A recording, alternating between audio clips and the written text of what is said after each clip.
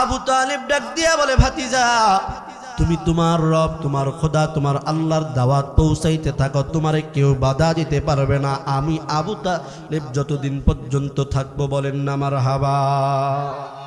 নবী আমার কালেমার দাওয়াত দেয়, লা ইলাহা ইল্লাল্লাহু মুহাম্মাদুর রাসূলুল্লাহ, বলেন সাল্লাল্লাহু আলাইহি ওয়াসাল্লাম।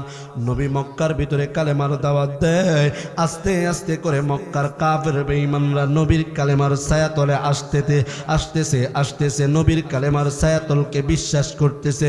কিন্তু মক্কার কাফের বেঈমানদের মাথা গরম, চান্দি গরম। আরে আব্দুল্লাহর পুত্র মুহাম্মদ যদি এরকম ভাবে এক কালেমার দাওয়াত দেয়, এক খোদার দাওয়াত দেয়, তাহলে তো আমরা আমাদের বাপ দাদার ধর্ম মক্কার ভিতরে টিকায় রাখতে পারবো না। যেভাবেই হোক আব্দুল্লাহর পুত্র মুহাম্মদকে আটকাইতে হবে, বলেন নাউযুবিল্লাহ।